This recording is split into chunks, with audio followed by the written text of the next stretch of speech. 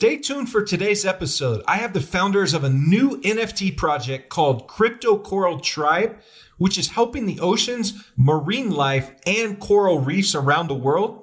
It's a fabulous way of how crypto, NFTs, and saving our seas has come together with a charity component built into the project.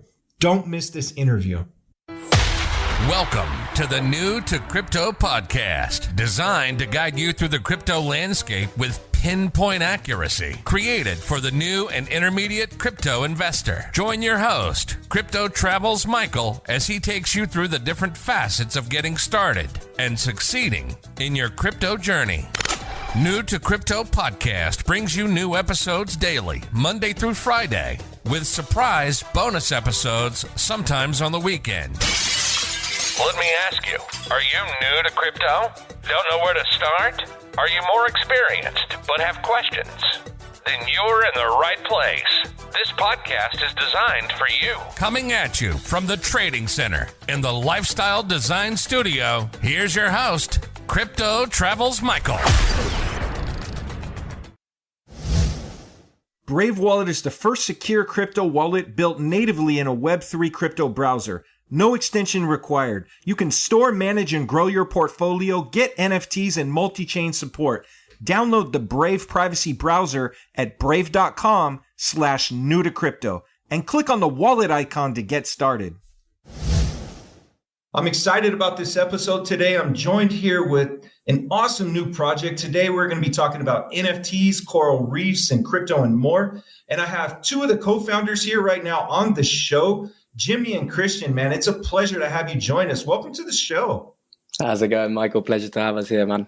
Thank you very much, Michael. We're excited. Hey, man. Thank you guys for coming on. Can you guys tell us a little bit about yourselves before we dive into things? Yeah, so I'm Christian. As you said, I'm one of the co-founders on this project, Crypto Coral Tribe. And I'm mostly responsible for managing some of the creative processes, the art, but also kind of have my hands in everything, being an entrepreneurial spirit. And previously to working on this, I've been involved with creating digital art and graphics for a couple of fashion brands around the world, Calvin Klein in Asia and Versace in the UK. And kind of connecting. And another passion of mine is nature and kind of feeling alive, feeling like part of my surroundings. And that's really what drew me to being part of Crypto Coral Tribe and trying to express that through this project. And awesome. Yeah, Michael, so I'm Jimmy. I've been joining Christian in this beautiful yet hectic journey since 5 months back. And I went to work in Mozambique with some NGOs in agri-tech and did a bit of project outgrowing there and got a feel of what the fusion between technology and nature could look like. But the inspiration for this project goes way back to kind of my roots, surfing, diving, sailing, and all these things that connect me with nature. So I've been working with Christian as a co-founder, managing the team, and yeah, excited to be here, man. Awesome, guys. Man, I'm really excited about this new project. Overall, in terms of crypto, this is new, and I want to unpack for our audience, like, can you guys share in a nutshell what Crypto Coral Tribe is? Yeah, so Crypto Coral Tribe is an NFT collection, a collection of digital assets, which is their artworks, and they're a tribe of 9,000. The idea behind this project is really to be able to employ technology and the technology of blockchain to drive capital and form community around making a difference in marine habitats. And there's a series of different activations on our roadmap, which we can probably get into a little bit later. But importantly, one of our missions is really to kind of like gamify the experience, make a fun, engaging way and rewarding way, even financially in some aspects, of being part of a force for change. So we are an art collection and a digital art collection, but the backstory is really to make a change in the world and leverage blockchain technology to do so. Awesome. One of the things that caught my attention was the fact that you guys, about the coral reefs. And I want to touch on that because having lived in Australia by the beach and Hawaii for a decade, I absolutely love the ocean, all the oceans around the world and the waterways, et cetera. And let's talk for a moment about the diminishing coral reefs around the world and how actually does Crypto Coral Tribe have plans to help with this? Yeah, sure thing. So, as an avid diver that you are, and also surfer, this is something that most people within the aquatic realm are quite aware of. But obviously, corals have been degrading and declining in an incredible speed. And what people don't usually know is that corals actually house about 25% of marine life. And in turn, the oceans give us kind of 70% of our oxygen or so. So corals do play a focal point in all of what the fight towards marine conservation, not just housing other marine life, but also providing tourism opportunities to local towns and also preventing high tides to reach coastal areas. So in a way, offering protection to coastal beaches. So that's what inspired choosing corals as an inspiration for our avatar, is the fact that they act as the heart of our ocean and provide so much life to that. And we want to, in turn, take a similar position within the NFT space where we're providing all the resources needed for this kind of ecosystem to thrive and empower people to drive marine conservation in some way. But yeah, we've got 4 coral NGOs already that we've partnered with all around the world: Coral Guardian, Coral Triangle Center, Turks and Caicos, and they're all employing different ways in which to combat this challenge. One of which I'm not sure you're familiar with is microfragmenting. Have you looked into that, Michael? Microfragmenting? Not yet. Yeah, tell us a little bit more about that. Yeah, so corals actually take a really long time to grow naturally. And that's one of the issues here, right? And this doctor actually around, I think it was 4 or 5 years ago, through some sort of serendipity by accident, found that when you break a coral into very small pieces, the acceleration in growth is actually a 50-fold, all naturally without having to interfere with other technology. It's just like when you break a tissue on your skin, that starts to recover much quicker. So this is a process, microfragmenting planting, that a lot of coral restoration programs are starting to pick up now. And it's, quite a promising avenue in this fight towards. And whenever we work with these NGOs, we'll be planning on employing that.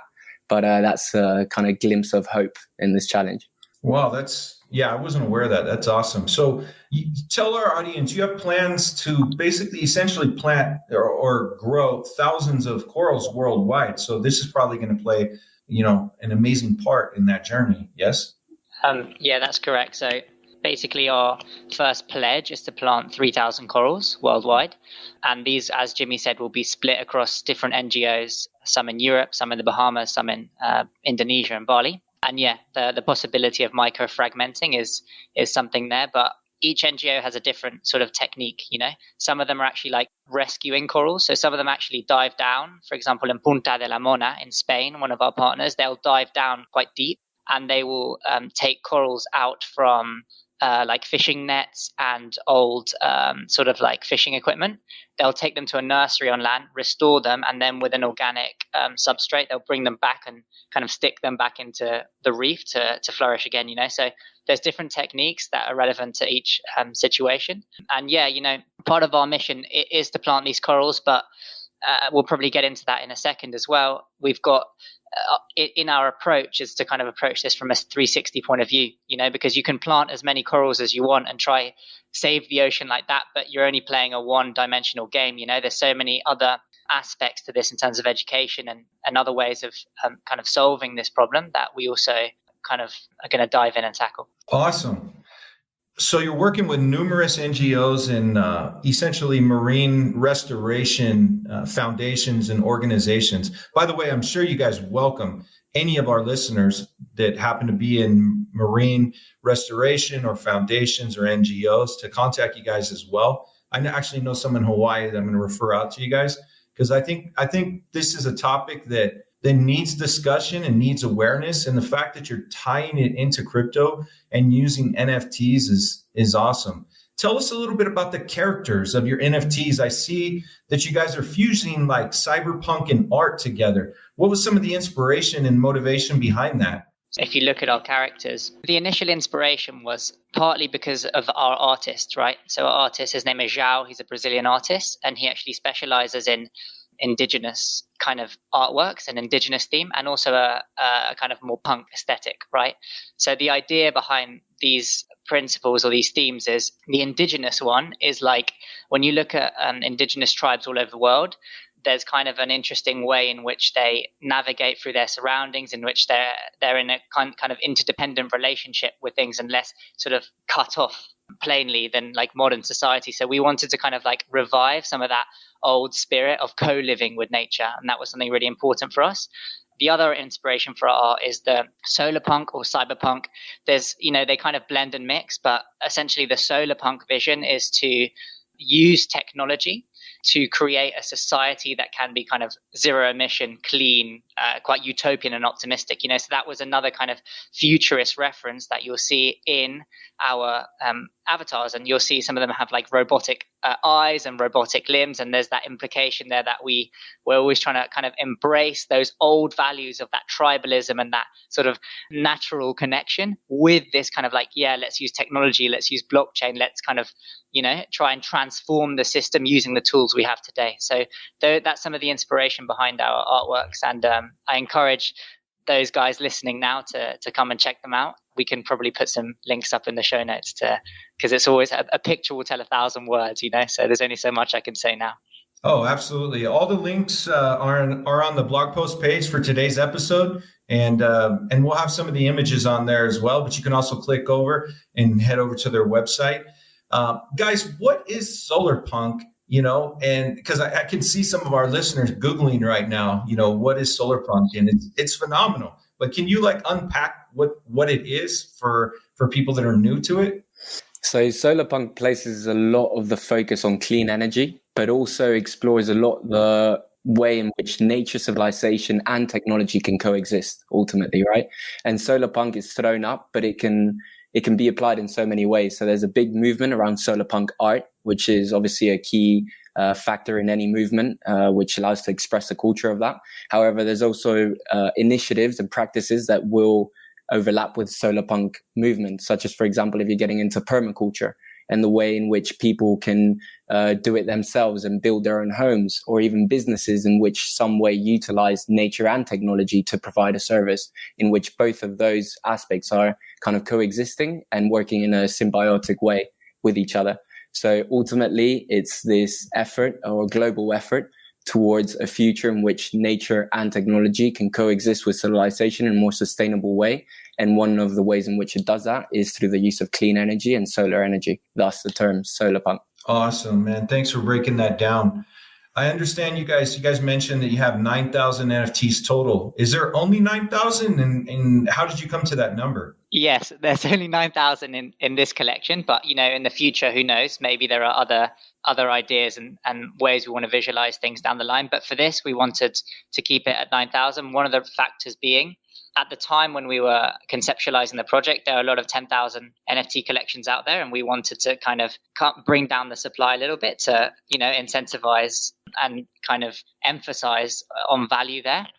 And, to be totally transparent, as the market progressed and stuff, that we were seeing collections with less and less NFTs. The market was becoming more saturated, and therefore the amount of supply people would load on would be less. But many of our contracts, many of our deals stayed at 9,000, and we took it kind of as a positive challenge. Like, okay, let's like go out there and do this with a 9,000. It's something that a community of, let's say, the average amount of collectors on a 9,000 collection would be like 5,000 or 4,500. The average person having 2 NFTs, that's a nice community base, to be working with, and a good number to kind of get people involved and around our initiatives and this kind of stuff. So yeah, that's kind of how it stuck. Absolutely. I can definitely appreciate that. And I see that you and your team chose to build on Solana. Can you tell us a little bit about that? So that was a long process, Michael, because Ethereum is obviously, for those out there that don't know, Ethereum is a dominant one right now in terms of NFTs. If you're looking at metrics such as total volume sales, amount of collections listed, and even the biggest collections with the highest value, such as Bored Ape Yacht Club and so on, they're all listed on Ethereum. However, the main thing was Ethereum's current CO2 emissions, which for those that don't know is substantially high at the moment. Ethereum 2.0, which is planned to be rolled out in approximately 6 months, is intended to reduce that and increase the efficiency. However, when we looked at Solana, which at the time of the idea was emerging, there was a substantial amount of collections which were creating a solid community behind them. And mainly reports that came out recently showed that a transaction on Solana only consumed about the same amount of energy as 2 Google searches. So completely negligible. And we thought that since we're going to be dealing with NGOs and corporations, which tend to buy into the news that cryptocurrencies are bad for the environment, all NFTs consume, and so on, it was important for us to have strong fundamentals behind that. And Solana leaves no room for kind of argument in terms of CO2 emissions there. A part of that, it's also the Solana space is newer. And therefore, we found that communities tend to be a bit more tied and together and easily accessible. So the main derivative was the energy consumption, but also the quality of projects slowly rising in the Solana space. Brave Wallet is the first secure crypto wallet built natively in a Web3 crypto browser. What's Web3? Web3 is freedom from big tech and Wall Street. More control and better privacy. But there's a weak point in Web3, your crypto wallet. Most wallets are browser extensions, a Web 2 technology. That means the same old risks, app spoofing, phishing scams, and theft. Brave Wallet is different. Brave Wallet is the first secure wallet built natively in a Web 3 crypto browser, no extension required. With Brave Wallet, you can buy, store, send, and swap assets, manage NFTs, even connect other wallets and dApps, all from the security of the best privacy browser on the market. Whether you're new to crypto or a seasoned pro, it's time to ditch those risky extensions. It's time to switch to Brave Wallet. Download Brave at brave.com/new to crypto and click on the wallet icon to get started. I'm sure our listeners can definitely appreciate that. Not to mention that the fees are significantly less currently on Solana. Yeah. Any of you complaining about gas fees on Ethereum, go on Solana and you'll be amazed about I think it's like 50-cent fees sometimes, or even less for a transaction. So that's definitely a treat. So let's break down. I want to get into the impact fund. And then afterwards, Christian, you had mentioned about education and planting coral, et cetera. But what is the impact fund in your project and why is it important? Yeah, so the impact fund is kind of like the spearhead of our actions in a sense, right? So it's a fund, it's a wallet where 50% of all primary sale and secondary sale commissions will be driven towards, and actually everything we do in our future as well, 50% will be going to this impact fund, So the intention of the fund is to sort of drive marine restoration and other activities that promote the health of our planet. One of the layers towards that is such things as planting coral, like the 3,000 coral we plan to plant around the world. But importantly, there's the idea with the Impact Fund is that there are going to be many projects curated and presented to our community. So if you own an NFT of ours, you'll be able to have a vote and have a say on how those funds get directed. So in a sense, it's a community-driven effort to make a difference on an environmental level in our planet. And not only so, part of the activities and the projects which will be presented in the Impact Fund will also extend to the realm of art and creativity. So it's not just planting coral or cleaning up beaches, all these kinds of things you can do on the field. There's also going to be room for kind of creative expression and creating artworks or NFT collections that promote the idea and wake people up to the issues that we're facing today and like really get people like wound up and, like ready to make a change. So we want to approach it from this sort of creative and emotive side, plus this kind of very practical and on the field side and empower our community members to actually direct that and channel that. Awesome. You'd mentioned something that brings up a question. So we have our listeners listening, and let's say that they're definitely interested in getting involved. Maybe they purchase an NFT. So what does that look like for them in terms of access to the community, voting, governance, all the kind of things? For the average person listening, paint them a picture of what that will look like for them. Right. So as soon as you get your NFT, we're planning on launching by the end of February, which we'll announce it soon. But once you looked at our project, you love the art, you really trust our vision and you buy that NFT, ultimately the Impact Fund will take place initially as a dashboard online where you'll be able to go onto the website, connect your wallet the website will verify that you own one of the NFTs from our collection, and that will give you access to this gamified dashboard where not only you'll be able to see previous projects that we've already invested in and how we're tracking the impact of those, as well as projects that have been proposed now. It will allow you to kind of discuss around those and navigate the different projects that have been proposed and assess it by yourself. And then that would lead to an open discussion with other community members as to how the funds should be managed. There will also be some incentive in order for people to propose their own projects, because as you mentioned before, there's a lot of things surrounding the value of this, one of it being the actual investments. However, just driving discussion and making people aware of this through engaged conversations is also a big focal point of this, right? So ultimately, it will be this dashboard that they can navigate to assess previous investments, analyze current ones, and then discuss with other community members as to how funds should be managed, as well as leaving room to propose any projects that people find relevant to us. Awesome. So I think that has answered the question. If anybody wanted to know exactly how to get started and what it would look like if they got started, let's go down that rabbit hole that we mentioned previously about. So you're planting coral, but then Christian, you kind of had mentioned, more depth into education component, et cetera. Can you kind of unpack that for us? Yeah. So kind of since the beginning of this project, we obviously had this great journey and connecting with all these different NGOs and seeing the importance and doing our thing for the environment and planting coral with this project. That's kind of really been at the center of how we've organized our activities, right? But in every conversation we had with them and internally with ourselves, we've always felt, so what are the main problems affecting the ocean, right?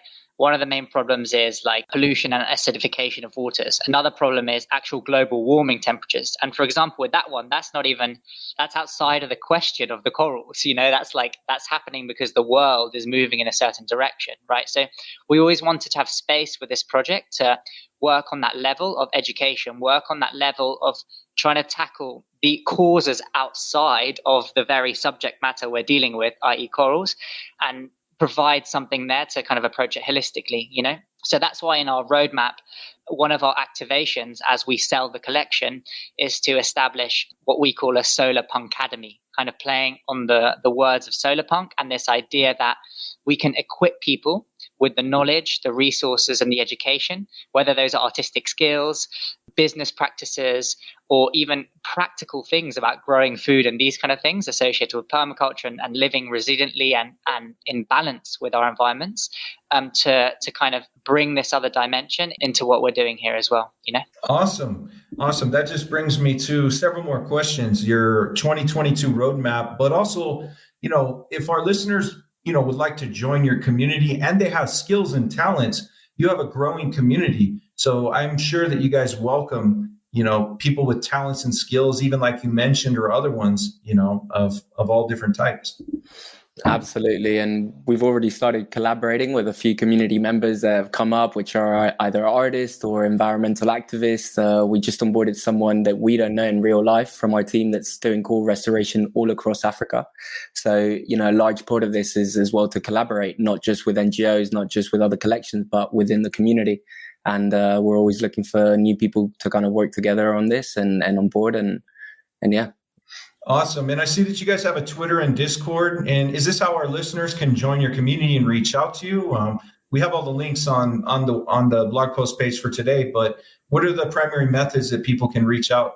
Yeah, so our Twitter's a good place to sort of stay informed and have a general overview of what's happening, and we keep people updated there. But the Discord is really where the magic happens, so that's where we're running a lot of competitions, giveaways. We've even got some in-Discord games and an in-server coin, which is a bit of a revolution and getting everyone very excited. You can get some coral coin, no joke. Come and find out, And there's a lot of interesting conversations there happening around what we address with our projects. So that's a fun place to be. And if you're new to it, I also recommend just having a skim through the website. Jimmy crafted it kind of towards the end of last year very, very beautifully. And I think it illustrates our vision. And if you just want to read through it, just take your time and read through it, you get all the information there to then come in fully equipped and informed into the Discord. Yeah, it's an awesome website. I have to agree with you. Tell us about what 2022 and your roadmap looks like. So So yeah, exciting times ahead, Michael. We're getting ready to launch, and overall we have the core roadmap where we've structured in a way where we're aiming, targeted and very committed to going for the sellout and start with strong foundations. However, we understand that not everything can go as expected. So we have crafted everything in a way where regardless of the sellout outcome, everything can be activated in due time. So just by a 10% sellout, and as soon as we sell 10% of our collection, the impact fund will be able to be activated, where the funds will be stored in the wallet, the dashboard will be activated, and we will start working with a community of curators to propose projects to the community and start investing in them. And then as soon as we sell 30% of our collection, that's when the payment to all NGOs will be triggered, and we'll start monitoring the planting of 3,000 corals around 3 continents. And then a bit more down the line, we'll unleash the Solarpunk Academy, allowing people to access gated information regarding Solarpunk art, business practices, sustainable permaculture, all of that stuff. And then once we reach the 100% sellout is when we'll be launching our much anticipated Aqua token, which will be a token that we distribute to holders for staking their NFT, and will be tied to the governance of the impact fund, to the purchase of sustainable merchandise designed by one and only Christian, which has been working with some great brands out there, including Calvin Klein, and really excited about that, as well as linking it to the Solarpunk Academy and so on. So beyond that, we have been working with a team of video producers, which could open the doors to some great forms of entertainment in order to get our message across. However, we are placing a strong focus in allowing all community members to have a saying in how we develop beyond that point. So, we don't see the point in producing a great comic, educating people about this, if that's not what our community wants. So once all of these initial initiatives have been completed, we'll kind of let holders also decide and have a say in the steps ahead for the CCT. Okay, so basically the launch and release of your NFT series is coming up this quarter, right? It's coming up soon. Yeah, that's right. We're aiming for Q1 of this year, and we're giving ourselves a little bit of margin right now as we build our community and get the numbers into a place where we really feel comfortable that we're going to sell big, and really be able to activate a lot of this. But right now we're building good momentum, and we're on course to launch in Q1. Awesome. And I love the idea about the Aqua token. And I'm going to have you guys back on the show. We're going to be doing YouTube videos here shortly, and we'll have to have you come back on the show and we'll unpack some more for our listeners. Is there anything else in closing that you guys would like to share about sneak peeks or anything, that you have plans? I think we've covered a lot of we've exposed a lot of our project, so there's not much left to squeeze out there. But what I would say, and what's really been exciting us, is what Jimmy hinted to earlier, which is our marketing campaign, basically leading up into launch. We've got a really exciting strategy, and we're going to be animating our avatars into 3D, which opens up a lot of potential, visualizing the mythology, visualizing the whole story behind what we're doing, and also potentially in the future having them there existent in the metaverse, in 3D. So that's definitely an exciting avenue. We're currently speaking to some different animators of a very high standard. And artistically and creatively, I think it's going to be a really beautiful possibility for us. Awesome, guys. I'm excited about your project here in 2022 and beyond. Jimmy and Christian, man, it was a pleasure having you on the show, and you guys are welcome back. We're going to have to do a video. Absolutely, Michael. Thanks a lot for having us, man. Hopefully you listeners aren't seeing this, but you've got a beautiful surfing image behind you. So maybe next podcast can be done somewhere in Hawaii by the beach, catching a few waves instead of in our office. Absolutely. If you like today's episode, definitely subscribe and like to the podcast, show your support, and chime in here tomorrow for another special episode. Until then, make it a great day. Thanks for tuning in to New to Crypto Podcast. If you like the episode, be sure to follow and subscribe. You can listen to every episode on all major platforms. Have an interest in being on the show or want advertising? Reach out at newtocrypto.io. Head over to our site, newtocrypto.io, to access the resources mentioned in each episode. Until next time, remember to navigate the crypto landscape with pinpoint accuracy.